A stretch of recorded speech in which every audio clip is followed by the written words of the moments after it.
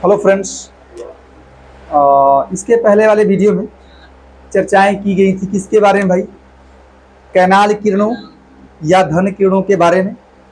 ठीक है कि उनकी खोज कैसे हुई, खोज किसने किया, और इसी में प्रोटॉन की भी खोज हुई। कैनाल किरणों या धन किरणों या प्रोटॉन, इनकी खोज किसने की है? गोल्डस्टीन, जानते रहिए गोल्डस्टीन ने किया है। ठीक है, और आपने ये सबसे मेन पॉइंट ये है कि कैनाल किरणों के E/m का मान, कैनाल किरणों के E/m का जो मान होता है वो क्या होता है? विसर्जन नलिका में ली गई गैस की प्रकृति पर निर्भर करता है।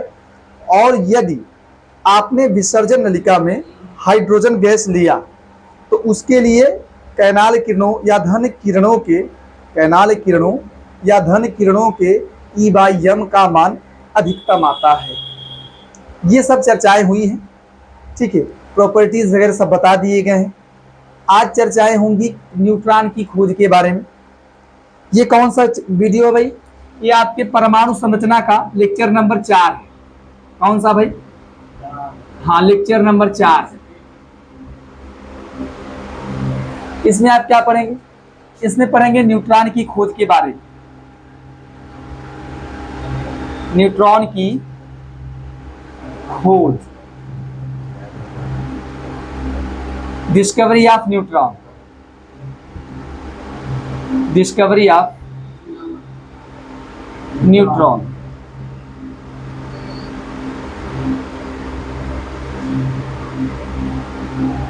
ठीक है, तो ध्यान दीजिए आप, इसका जो खोज किया, इसकी खोज की गई है चैडविक के द्वारा। किसके द्वारा? हाँ, जेम्स चैडविक, चैडविक द्वारा। ठीक है, ध्यान दें कैसे किया गया है। चैडविक ने क्या किया? बेरिलियम, बोरान जैसे हल्के तत्वों पर अल्फा कणों की बमबारी की, या बौछार कह सकते। बेरिलियम, बोरान जैसे हल्के तत्वों पर क्या किया? हाँ, बेरिलियम, बोरान जैसे हल्के तत्वों पर अल्फा कणों की बौछारी की, बमबारी की, तो उससे न्यूट्रॉन की खोज हुई। कैसे हुई? ध्यान दें आप। सबसे पहले आप जानिए अल्फा कण क्या है। अल्फा कण के विषय में जानते रहिए कि जो अल्फा कण होता है उसको दो प्रकार से दिखाया जाता है, 2He4 या He++। ये दोनों ही अल्फा कण है। यहां भी आपसे कोई कहे He++ है तो इसका द्रव्यमान कितना होगा? इसका द्रव्यमान भी 4 AMU होगा। आप चाहे 4 AMU ही लिखो, या फिर वही 4 मासा प्रोटॉन मैंने कल किया था ना, 4 इंटू मासा प्रोटॉन, या ज्यादा बेहतर तरीका है आप 4 AMU लिख लो, 4 AMU। ठीक है, मैं आपको एक और बात बता देना चाहता हूं, ध्यान दें। मैं बता देना चाहता हूं कि प्रोटॉन कैसे खोज, प्रोटॉन किसे कहते हैं। ठीक है, ध्यान दें, प्रोटॉन की खोज कैसे हुई? जब जो है गोल्डस्टीन ने विसर्जन नलिका में हीलियम गैस लिया ना, या हीलियम नहीं, हाइड्रोजन गैस लिया, तो हाइड्रोजन गैस से H+ बना। इसको प्रोटॉन क्यों कहा जाता है? मैंने इसकी चर्चाएं कल की थी क्या, कि जो सुने आप लोग, जो हाइड्रोजन होता है 1H1 होता है। हाइड्रोजन जो होता है वो 1H1 होता है। इसमें प्रोटॉन, इसका परमाणु क्रमांक या इसमें प्रोटॉन की संख्या 1 होती है, इलेक्ट्रॉन की संख्या भी 1 होती है। एक प्रोटॉन है, एक इलेक्ट्रॉन। ठीक है, जब इसमें से इलेक्ट्रॉन निकल जाता है तो क्या बचता है? केवल प्रोटॉन।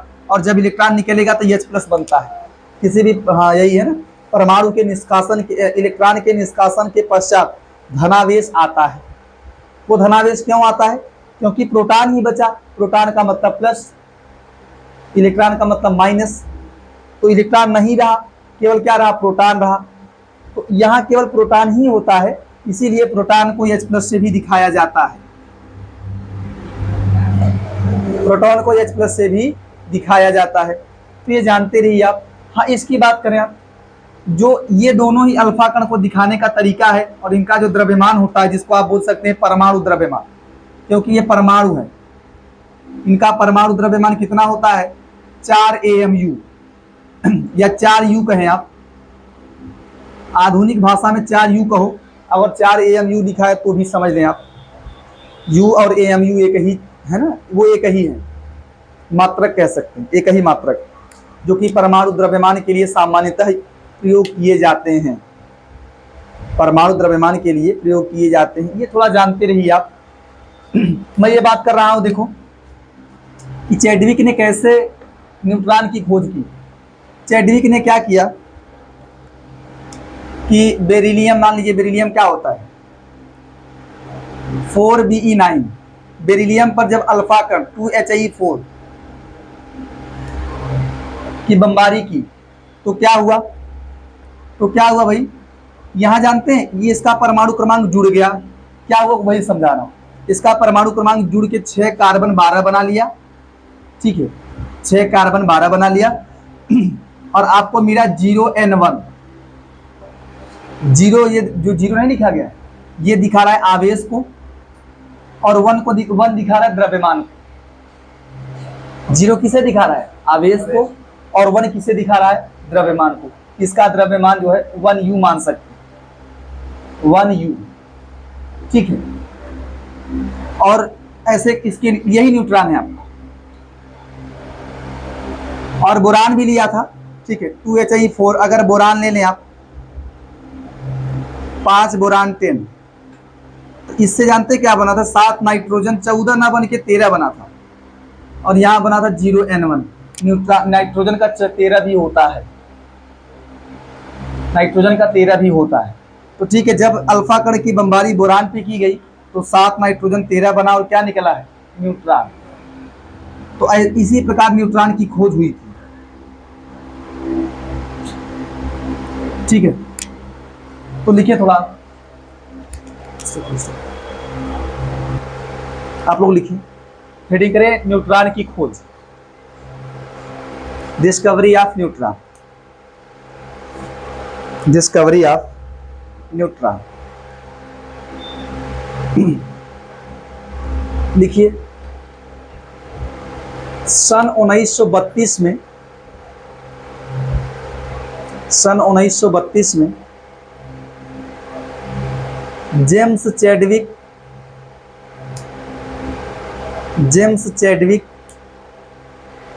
ने, सन 1932 में जेम्स चैडविक ने बेरिलियम बोरान जैसे हल्के तत्वों पर, बेरिलियम बोरान जैसे हल्के तत्वों पर अल्फा कणों की बमबारी, अल्फा कणों की बमबारी या बौछार भी कह सकते हैं, बमबारी करके एक ऐसे मूल कण की खोज की, एक ऐसे मूल कण की खोज की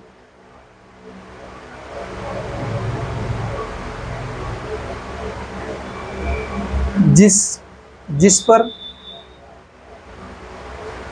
कोई आवेश नहीं था, जिस पर कोई आवेश नहीं था, अर्थात क्या कह सकते हैं, लिख ले ब्रैकेट में, अर्थात उदासीन था, यह उदासीन, जिस पर कोई आवेश नहीं था, ब्रैकेट में लिख ले, अर्थात यह कैसा था, उदासीन था, उदासीन था, और जिसका द्रव्यमान, जिस पर कोई आवेश नहीं था, और जिसका द्रव्यमान लगभग प्रोटॉन के द्रव्यमान के बराबर था, जिसका द्रव्यमान लगभग प्रोटॉन के द्रव्यमान के बराबर था,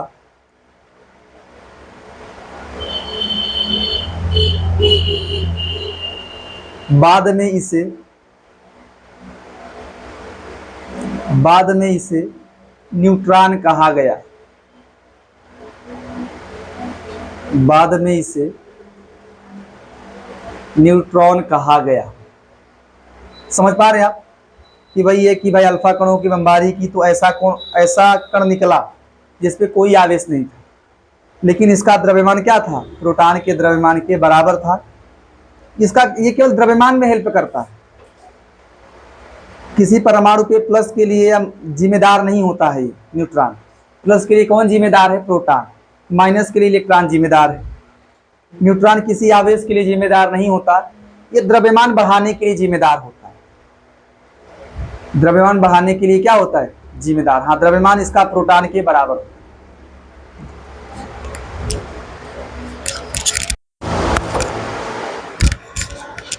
ध्यान दीजिए आप लोग, अब आप पढ़ेंगे परमाणु मॉडल्स के बारे में कि परमाणु के संबंध में कितने मॉडल दिए गए हैं। ठीक है, तो सबसे पहला मॉडल क्या है, थॉमसन का परमाणु मॉडल, जो कि 1897 में दिया गया है थॉमसन के द्वारा। ठीक है, इसके बाद क्या पढ़ेंगे, रदरफोर्ड का परमाणु मॉडल। सुन लें आप, अभी लिख लीजिएगा, रदरफोर्ड का परमाणु मॉडल, या रदरफोर्ड का नाभिकीय मॉडल, या रदरफोर्ड का सोलर मॉडल। हालांकि इन दोनों नामों से ज़्यादा प्रसिद्ध है, रदरफोर्ड का जो मॉडल है वो सोलर मॉडल के नाम से ज़्यादा प्रसिद्ध है। नाभिकीय मॉडल क्यों कहते हैं, क्योंकि रदरफोर्ड ने इसी में जो है नाभिक की खोज कर दी थी, तो इसीलिए जो है नाभिकीय मॉडल भी कहा जाता है। ठीक है, ये मॉडल जो है बड़ा एक्सपेरिमेंटल है। रदरफोर्ड ने इस मॉडल को देने से पहले एक्सपेरिमेंट किया था, और उस एक्सपेरिमेंट का नाम है अल्फा कण प्रकीर्णन एक्सपेरिमेंट या प्रयोग। अल्फा कण प्रकीर्णन प्रयोग वो करके तब दिया था, और उसी प्रयोग के दौरान ही नाभिक की खोज किया था रदरफोर्ड ने। अभी आपको बताऊंगा मैं।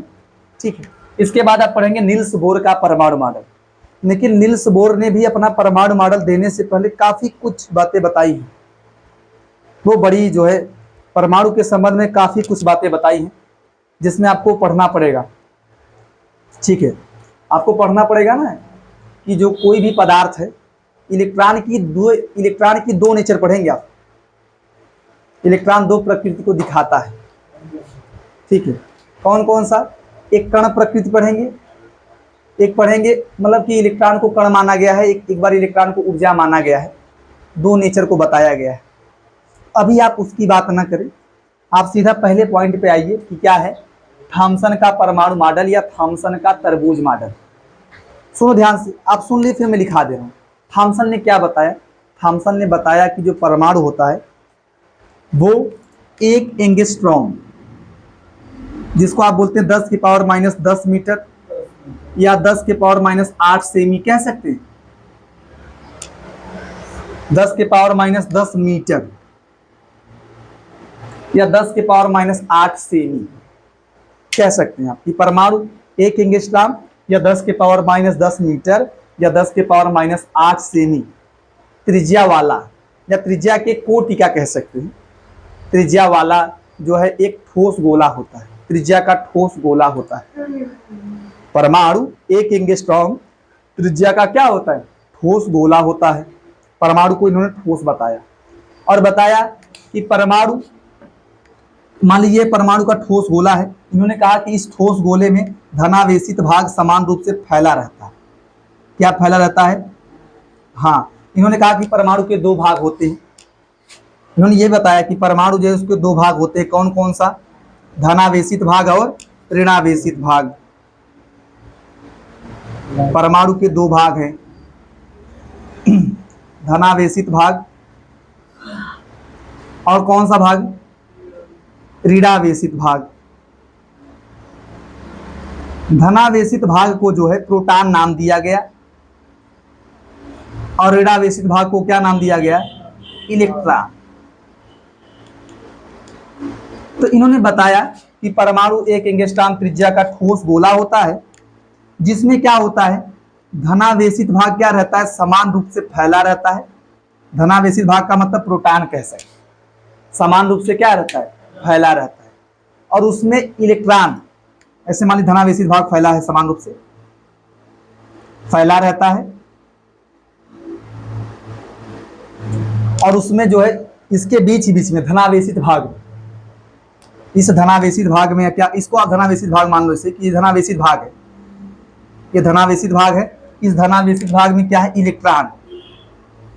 ठीक उसी प्रकार धंसे हुए पाए जाते हैं जिस प्रकार तरबूज के लाल खाने वाले भाग में उसके काले बीज, जो लाल वाला भाग होता है उसमें क्या धसे होते हैं, उसके काले काले बीज।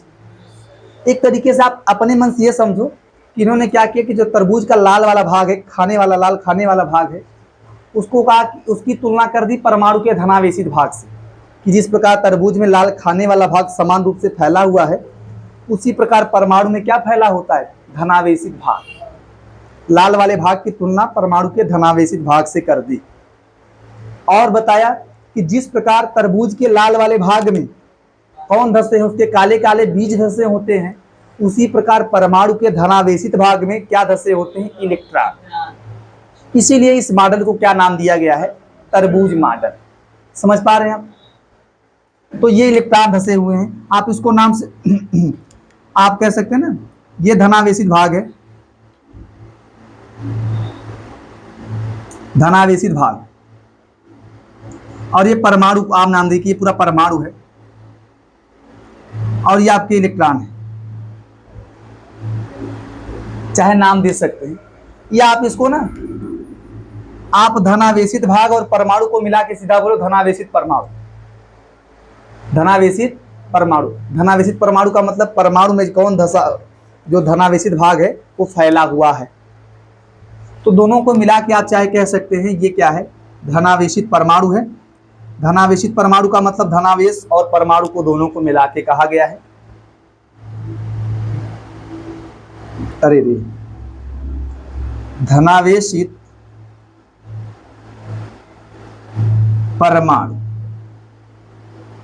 तो इन्होंने कहा कि भाई परमाणु के धनावेशित भाग में क्या धसे हुए पाए जाते हैं, उसके हाँ इलेक्ट्रॉन या ऋणावेशित भाग। इसीलिए इस मॉडल को क्या कहा जाता है, हाँ आप लिखिए, पहला हेडिंग करें। ये ऊपर वाला हो गया कि नहीं, आप नहीं हुआ, जगह छोड़ दीजिए, नहीं तो स्टॉप करो, छोड़। आप लिखिए फटाफट, लिखिए, मैं बोल रहा हूँ, हेडिंग कर लें आप लोग कि थॉमसन का परमाणु मॉडल या तरबूज मॉडल, उसमें लिखिए, लिखो। और ये कब दिया गया था, लिख लो ब्रैकेट में, 1897 में लिख लेना ब्रैकेट में। अब मैं सन थोड़े लिखवाने जा रहा हूँ। ये कब दिया गया था, 1897। लिखो, लिखो। थॉमसन के अनुसार, थॉमसन के अनुसार परमाणु एक एंगस्ट्रॉम, एक एंगस्ट्रॉम ऐसे लिखा जाता है, एक एंगस्ट्रॉम। लिख लो ब्रैकेट में 10 की पावर -10 मीटर या 10 की पावर -8 सेमी। एक एंगस्ट्रॉम ब्रैकेट में क्या लिख सकते हैं, 10 की पावर -10 मीटर, हाँ 10 के पावर -8 सेमी त्रिज्या का, एक एंगस्ट्रॉम त्रिज्या का ठोस गोला होता है।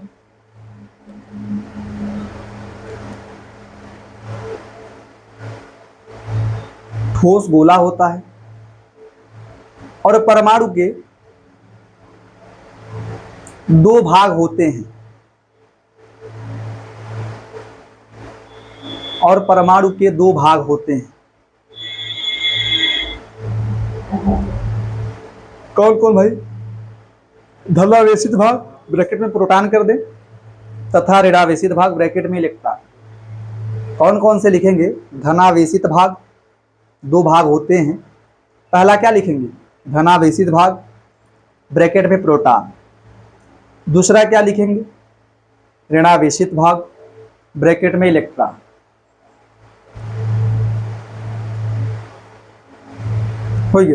हो गया ना,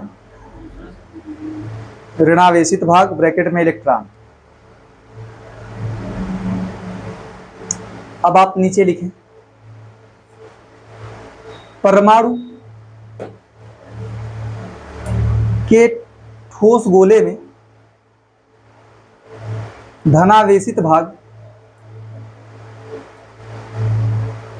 परमाणु के ठोस गोले में धनावेशित भाग समान रूप से फैला रहता है, समान रूप से फैला रहता है।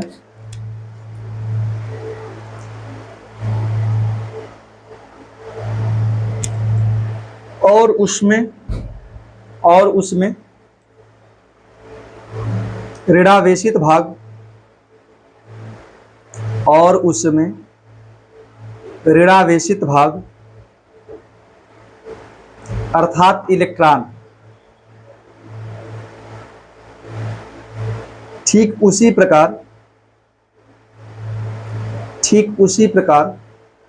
स्थिरता का मतलब फिक्स है, ऐसा नहीं गति कर रहे हैं। ठीक उसी प्रकार स्थिरता से धंसे हुए पाए जाते हैं,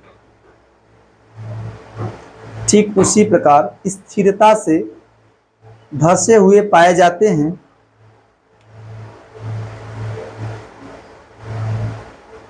जिस प्रकार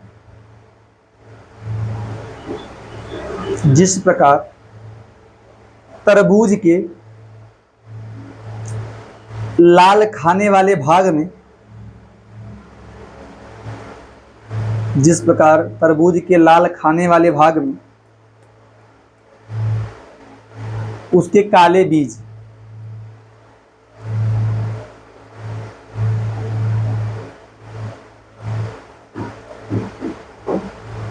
इसीलिए इस मॉडल को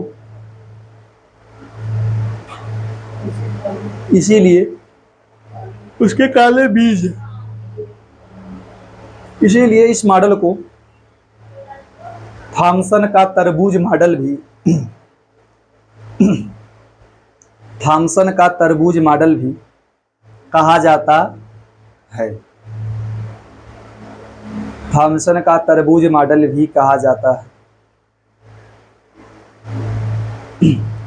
हो गया? तो आप समझ पा रहे हैं इन्होंने क्या कहा कि बताया कि जैसे कि तरबूज में लाल वाला भाग समान रूप से फैला रहता है, उसी प्रकार परमाणु में क्या फैला रहता है, समान रूप से, कहीं कम कहीं ज़्यादा नहीं, समान रूप से पूरी तरीके से हर जगह समान रहता है, समान रूप से फैला रहता है धनावेशित भाग।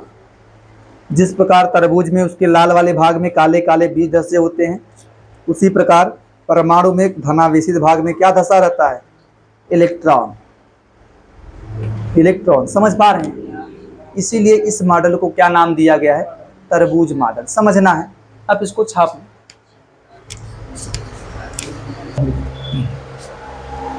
ध्यान दीजिए आप, देखो थॉमसन के परमाणु मॉडल में एक और बात बताई गई है कि थॉमसन ने कहा था किसी परमाणु में जो इलेक्ट्रॉन की संख्या होती है वो प्रोटॉन की संख्या के परस्पर बराबर हो। ये थोड़ा जान लीजिए आप, ये बात बहुत फैक्ट है।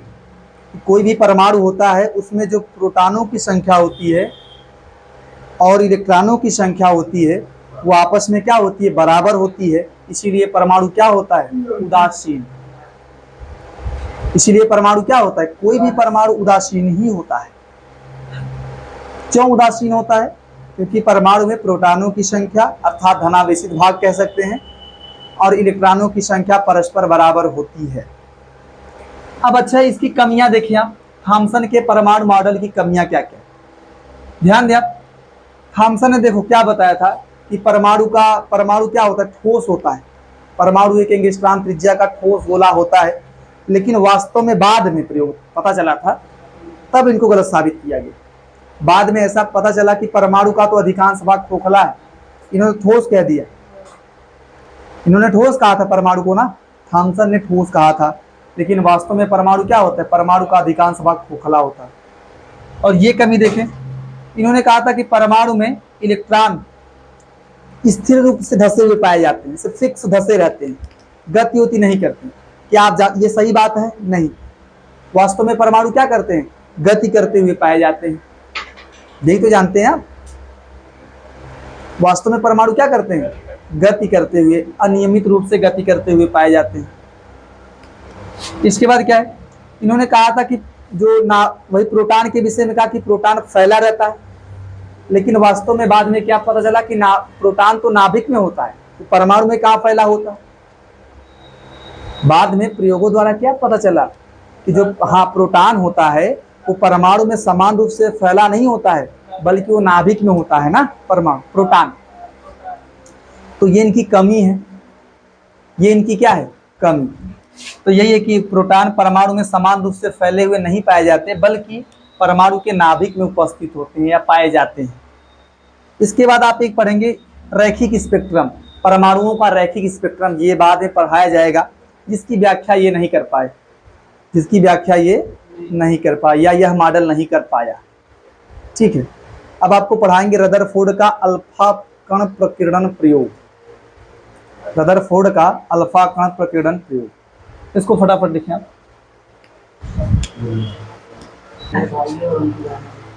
तो आज आप अल्फा कण प्रकीर्णन प्रयोग को ना पढ़ें, ठीक है, कल आपको पढ़ाया जाएगा अल्फा कण प्रकीर्णन प्रयोग के बारे में, क्योंकि अगर ये पढ़ाया जाएगा, इसके निष्कर्ष वगैरह बताए जाएंगे, तो जो वीडियो बहुत लंबा हो जाएगा। ठीक है, तो अल्फा कण प्रकीर्णन प्रयोग के बारे में आपको अगले वीडियो में पढ़ाया जाएगा। ठीक, और उसको पढ़ाने के बाद आपको क्या पढ़ाया जाएगा, रदरफोर्ड के परमाणु मॉडल के बारे में, अल्फा कण प्रकीर्णन के बाद। ठीक है, आज के लिए इतना है।